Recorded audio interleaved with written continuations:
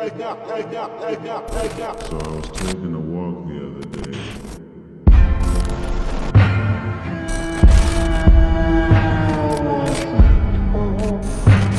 Now expect absolutely no growth at all in 2012, but more than that, for future years as well, they've revised down the growth forecasts that show it's not just damage being done to the economy today, but also into the future, permanent loss of growth that we won't be able to get back.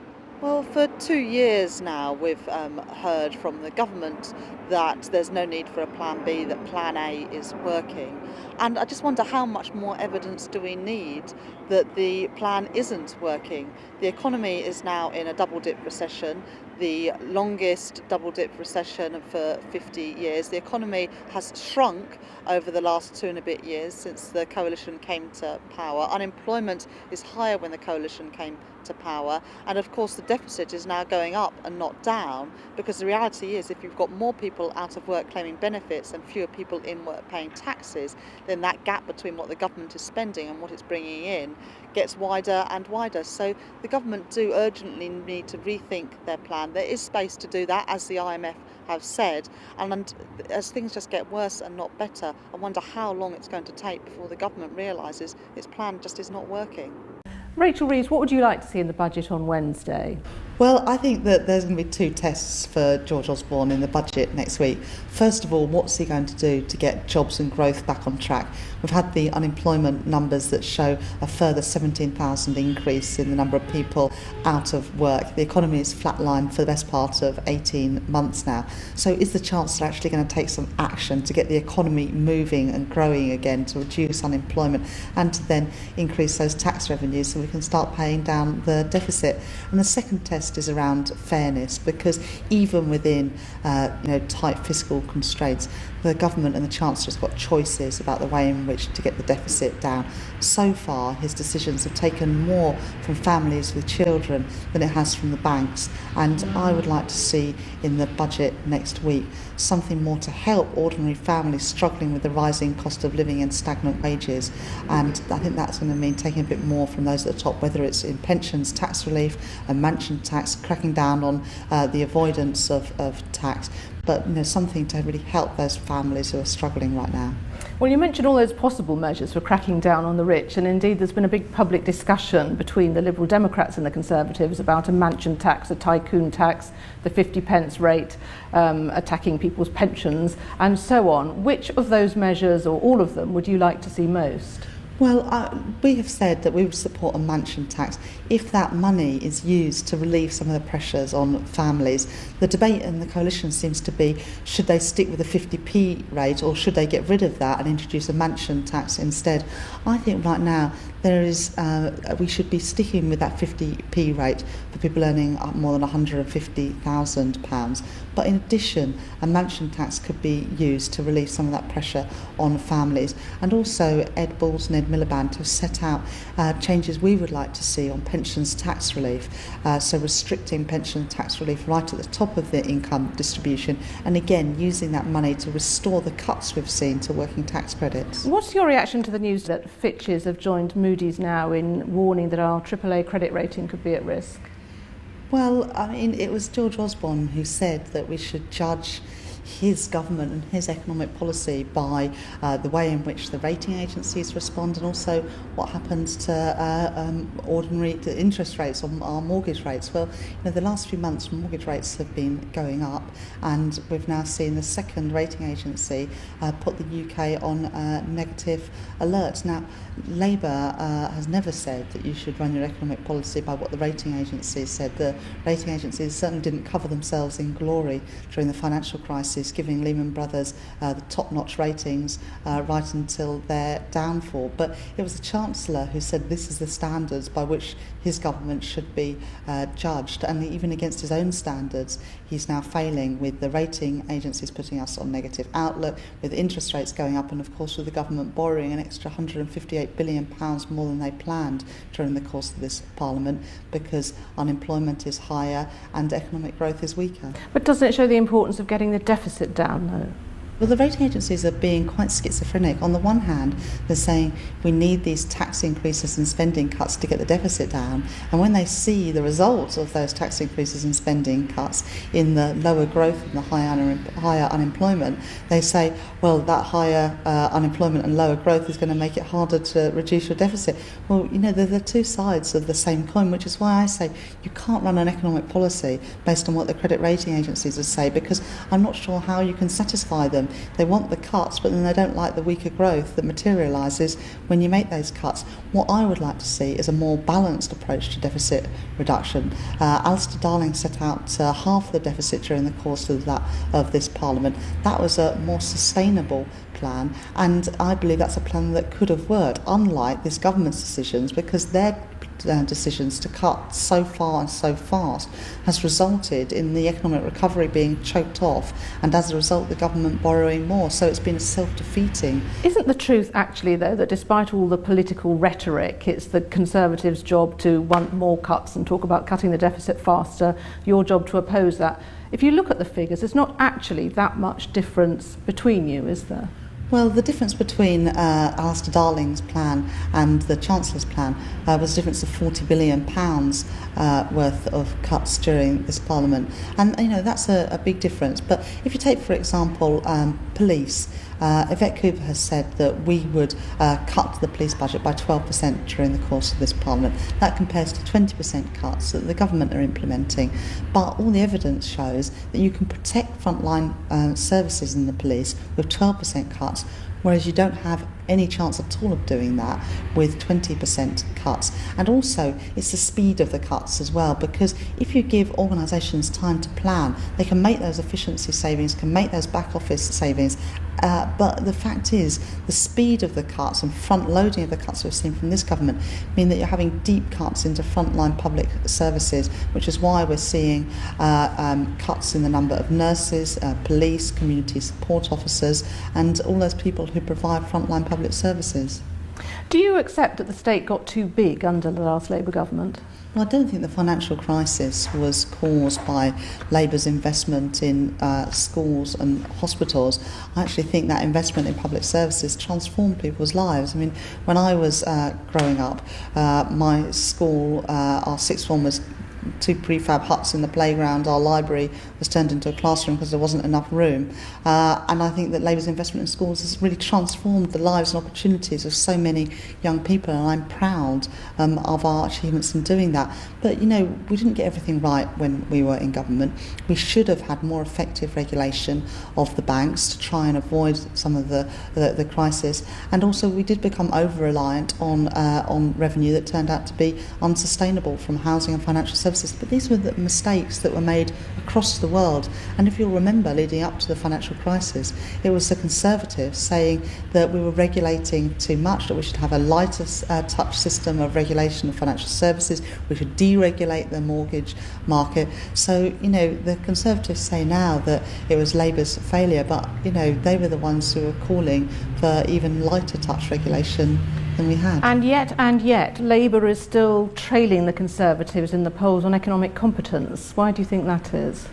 Well, we presided over the biggest recession in more than a generation, and I'm not surprised that people want Labour to take some responsibility for that, and we are doing so, which is why we've said that we should have been tougher on bank regulation, for example.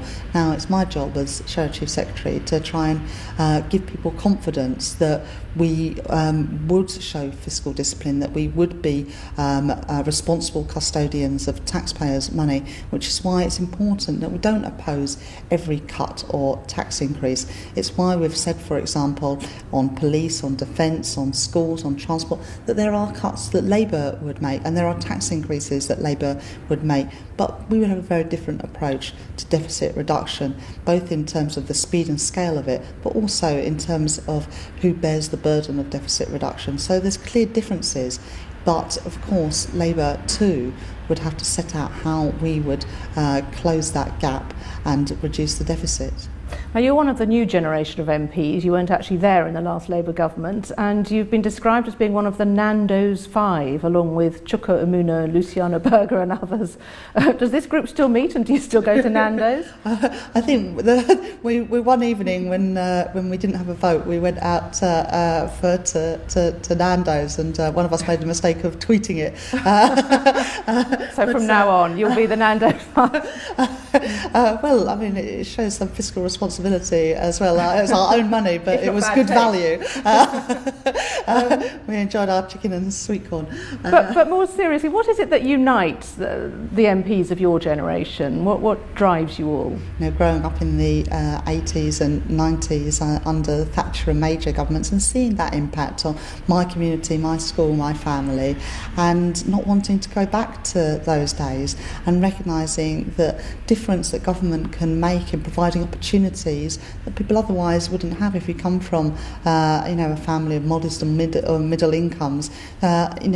Public services, whether it's our schools or our hospitals, really do have the potential to transform people's lives. And it's a fantastic group of new MPs who got elected at the last election, and we all supported each other during the selection and the election campaign, and there are strong bonds there. Parliament changed a lot in 2010, not only a change of government, but so many new MPs and new generation coming up, and I think that's quite exciting, both for the Labour Party but also for Parliament. You're going to be busy next week responding to the budget. Would you like to be Chancellor yourself one day? I would very much like to be Chief Secretary of the Treasury, because I can say all these things at the moment about what we would do and how we will criticise the budget, but I would much prefer to be inside the Treasury, actually being able to make the difference rather That's than a very just, female thing to want the number 2 job. Wouldn't you want the number 1 job? I would be very pleased if Labour won the next election. I think that is our biggest battle at the moment, to win that trust back of the public who deserted us in 2010 and to get back into government. But that's our struggle for the next 3 and a bit years. Rachel Reeves is alongside me. That was 30 seconds, Rachel, wasn't it? Not 2 minutes. Definitely. The pensions pot that you used to have to convert into an annuity, now you can play with, do what you will with. The worry is some people will be prudent, whilst others will be profligate. And there are those people, including some from within your own party, who say the discipline that an annuity created is something which we still need.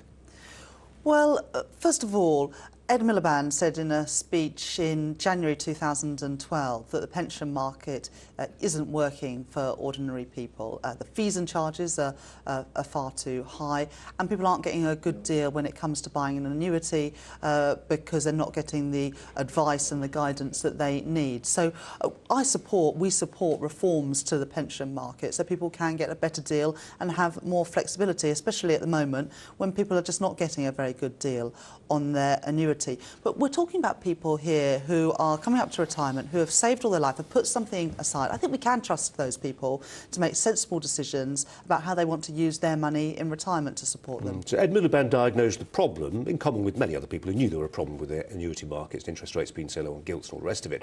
It's quite another thing then to come up with the sort of reforms that the Chancellor's come up with. I mean, clearly it took you a while to think them through, and it did catch you off guard, didn't it? Well, we didn't know that they were going to make the announcements on Wednesday. I would argue, though, that they haven't gone far enough in what they announced on Wednesday, because we've called for a cap on the fees and charges that pension providers are allowed to charge.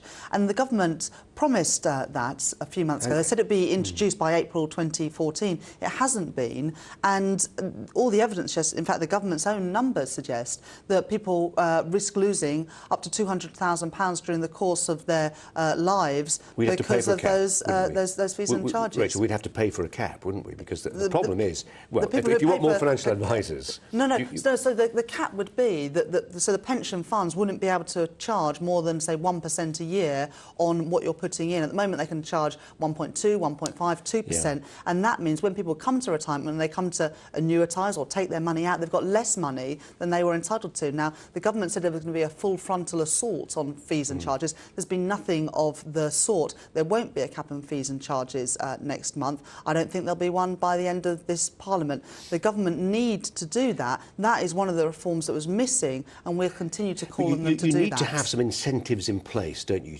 Because you're going to need an army of advisors. There's all this extra money sloshing around now that needs to be invested wherever, and you're going to need people, some shrewd operators, who are going to invest that wisely, lest you're going to have a situation where conmen, hucksters, tricksters, scammers all get a slice of the action. We don't want that to happen. Well, we've set 3 tests for the government, which we'll be pressing them on over the next few weeks and months. The first is around advice, to make sure that people get the support and guidance to be able to make the right decisions for themselves when they're coming up for retirement, whether that's to buy an annuity, whether that's to take a lump sum, whether it's to draw down smaller amounts of money.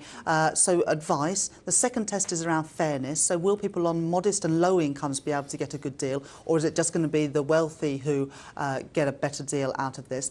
And the third is around cost, because what we don't want to see is further pressure on the social security budget and on the social care budget if people run out of money during their retirement. So the government have got to answer questions about those 3 things, but I support, the Labour Party supports greater flexibility for people who have done the right thing all their lives and saved for their retirement. Not everybody in the Labour Party supports it, do they? I mean, you know, people like Tom Watson, he said it's a one-sided charter for tax avoidance. There are other people on your backbenches who feel that that slightly more paternalistic approach is the right one.